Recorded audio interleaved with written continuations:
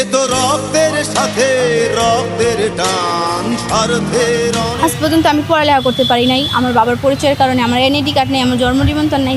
এই বাংলাদেশের আইন তো মনে করেন টাকার কাছে অন্ধই হয়ে গেছে। বাবা কতদিন দেখি না তোমায়। ক্যালেন্ডারের পাতা উল্টে কেটে গেছে 22টি বছর। জন্মের পর থেকে আজও পিতার আসনে বসেনি কোনো নাম, যেখানে পরিচয় শুধু একটি ধর্ষিতা নারীর সন্তান। জাতীয় পরিচয়পত্র, নাগরিক সনদ, এমনকি বিয়ের মতো গুরুত্বপূর্ণ বিষয় এখন তার জীবনে অনিশ্চিত। সেই ক্ষোভ আর অসহায়ত্ব নিয়ে বেঁচে থেকেও প্রতিদিন যেন মরতে হচ্ছে সুরভিকে। তবে পুলিশ বলছে তদন্ত প্রতিবেদন জমা দেওয়া হয়েছে অনেক আগেই। কেটে গেছে 22টি বছর। ধর্ষণের পর মামলা হয়েছিল ঠিকই, কিন্তু দীর্ঘ বছর পেরিয়ে গেলেও মেলেনি সুরাহা। আইনি মারপেচ আর দফায় দফায় শুনানি ও কোর্টের বারান্দায় ঘুরেও মেলেনি কাঙ্ক্ষিত রায়। এই কান্নার পেছনে লুকিয়ে আছে দীর্ঘ অপেক্ষা, অসহ্য কষ্ট আর মায়ের ধর্ষণের বিচার না পাওয়ার বেদনা। আমি আমার মার সাথে আজকে আমার মা 2004 সালে মামলা করছি, তখন আমি পেরেছিলাম। তখন থেকে আমি আমার মার সাথে আসছি। এখন হয়েছি পরে আমার 21 বছর বয়স, আমি এখন পর্যন্ত আমার মার সাথেই করেই আসছি। আমার মার সাথে যে নির্যাতনটা হয়েছে আমার মা তার কোনো বিচারই পায়নি। আমি আজকে 26 সাল চলে, 2004 থেকে 26 সাল পর্যন্ত। আপনারা বলেন তো কোন বাংলাদেশে কি এত লম্বা সময় একটা মামলা ঝুলে থাকে? এত লম্বা সময় কি কেউ ওই কোর্টের বারান্দায় এসে ঘুরে? আমরা চাই যে মামলাটার বিচার হোক। আমার মার সাথে যে অন্যায়টা হয়েছে এই অন্যায়ের বিচার চাই, আর যে এই আসামি তার আমি সর্বোচ্চ সাজা চাই। মামলার তথ্য বলছে 2003 সালে টঙ্গীর মোরকুন টেকপাড়া এলাকায় একটি বাড়িতে ভাড়া থাকতেন পোশাক শ্রমিক আমেনা বেগম। অভিযোগ, বাড়িওয়ালার ছেলে রুহুল আমিন ওরফে সুমনের কাছে ধর্ষণের শিকার হন আমেনা। আমি একজন নির্যাতন হয়েছি আজকে দীর্ঘ 22টি বছর। আমি মামলা দায়ের করি থানা থেকে ট্রান্সফার হয়ে আসে কুড়ে। এই কুড়ে থেকে আমি এই কোর্ট সেই কোর্ট ঘুরতে ঘুরতে আজকে দেন জীবন থেকে 22টা বছর, দীর্ঘ 12টা বছর আসামি পক্ষের আইনজীবী আকাশ, উনি হাইকোর্টে আপিল করে 2 আসামির ওরা ওইখান থেকে নাম কাইটা নিয়ে 1 নাম্বার আসামিরা তারা পলাতক রাখে। 12টা বছর এক যুগ আমার জীবন থেকে ওনার আইনজীবী এইভাবেই নষ্ট করে দিছে। উনি যদি চাইতো যে আসামিরা কোর্টে হাজির করাইবো, এটা একটা সূক্ষ্ম বিচার হইব, তাইলে পারতো। ঘটনার কয়েক মাস পর আমেনা অন্তঃসত্ত্বা হয়ে পড়লে গর্ভে বেড়ে ওঠা সন্তানকে গর্ভপাত করানোর চেষ্টা করা হয়। শেষ পর্যন্ত সন্তানের পিতৃপরিচয়ের দাবি জানিয়ে তৎকালীন টঙ্গী থানায় একটি ধর্ষণ মামলা দায়ের করে আমেনার পরিবার, আর মামলায় আসামি করা হয় রুহুল আমিনকে। বাংলাদেশের আইন আমার সাথে তামাশা শুরু করছে। আজকে দীর্ঘ 22টা বছর কাটতে গেল আমি কোর্টের বারিন্দায় আসি। আমার বাবার একটা বাড়ি ছিল, সেই বাড়িটা বিক্রি করে আমি কোর্টের খরচ চালাই। আমার বাবা একজন রিক্সা চালক, দিন আনে দিন খায়। তাহলে আমারে পালছে, এই মেয়েটারে পালছে। আমি মেয়েটার জন্মের পরে ওই মেয়েটারে নিয়ে কুলে করে কোর্টের বারিন্দায় আসছি। তাহলে আইন কতটা অন্ধ, কতটা অমানবিক যে এই বাচ্চাটা, মাসুম একটা বাচ্চা দেখার পরেও তার প্রতি তারা কোনো অনুশোচনা বোধ করে নাই। দীর্ঘ 12টা বছর পার করে দিছে। আমি কোর্টের বারিন্দায় আসি আর প্রতি মাসে একটা করে শুধু তারিখ, প্রতি মাসে দেখেন একটা করে তারিখ। আমি ডিএনএ টেস্ট করাইছি, কত কিছু করাইছি, করানোর পরেও সব কিছু হয়ে আসছে, কিন্তু জজ সাহেব রায় দিতেছে না। কেন দেয় না, কেন দিতেছে না এই রায়টা? আমি চাই যে বাংলাদেশের আইনের ধারা মোতাবেক কঠিন থেকে কঠিন সাজা তার হোক, এবং আমার মেয়েটার পিতৃপরিচয় হোক, এবং আমি এই বিচার কোনো আইনের কাছে আর আস্থা আমার নাই।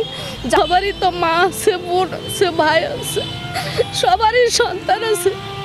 আমার পৃথিবীতে কেউ নাই এই মেয়েটা ছাড়া।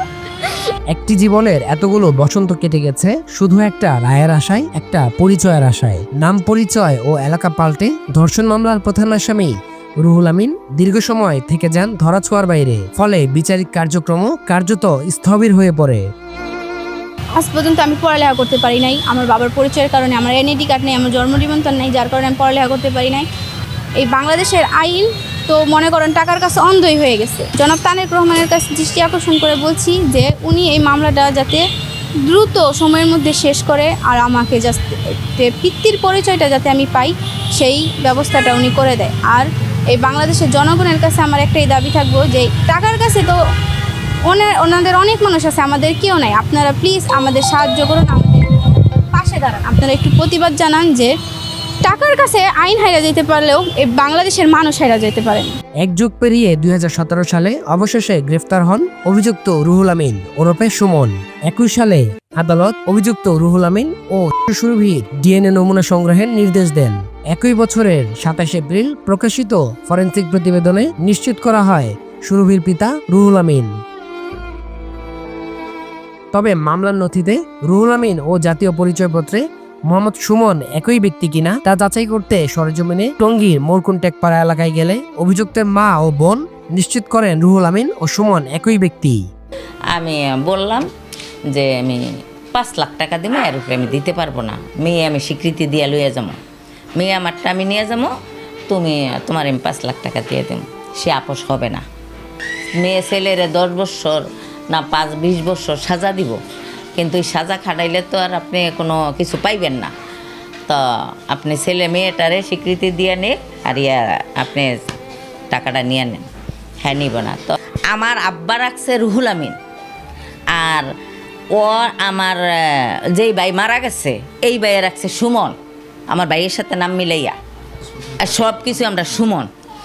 আর এহান হয়েছে ডাক নাম হয়েছে রুহুল আমিন। রুহুল আমিন সবাই জানে না, খালি আমাদের এইটুকের ভিতরে জানে। এইটাই আমার ছেলে, এটার নামই রুহুল আমিন, এটার নামই সুমন, আইডেন্টি কার্ডে আর কি। তো সুমন রুহুল আমিন সুমন আছিল, তো রুহুল আমিন বড় নাম কাটতে সুমন দিছে।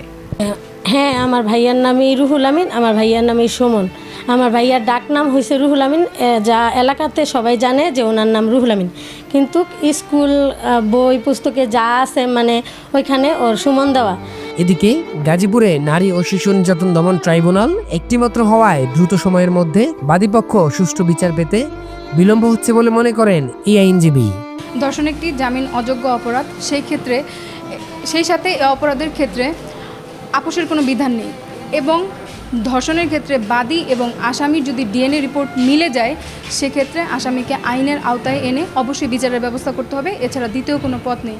এবং আমাদের গাজীপুর জেলা ও মহানগর নিয়ে মাত্র একটি ট্রাইব্যুনাল আছে গাজীপুরে নারী শিশু নির্যাতনের।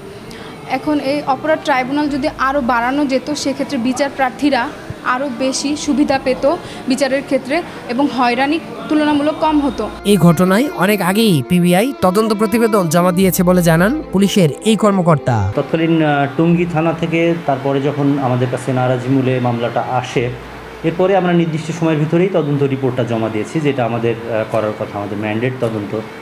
সেটা করার পরে আসলে আমরা যখন বিজ্ঞ আদালতে এটা বিচারের নিমিত্তে আমরা প্রেরণ করি, তারপরে এই দায়িত্বটা আসলে পরবর্তীটা বিচারিক আদালতের মাধ্যমেই এটা নির্ধারিত হবে। তবে আইনের খাতা কলমে হয়তো একদিন রায় আসবে, কিন্তু যে 22টি বছর এই মা ও মেয়ে মানসিক নির্যাতন ও সামাজিক গ্লানি সহ্য করে পার করেছেন তা কি ফিরিয়ে দিতে পারবে আইন এবং সমাজ? এই তরুণী কি পাবে তার কাঙ্ক্ষিত অধিকার, নাকি এই অপেক্ষার প্রহর আরও দীর্ঘ হবে? এখন প্রশ্ন থেকেই যায়। গাজীপুর টঙ্গী থেকে তাওহিদ কবির, বাংলা টিভি।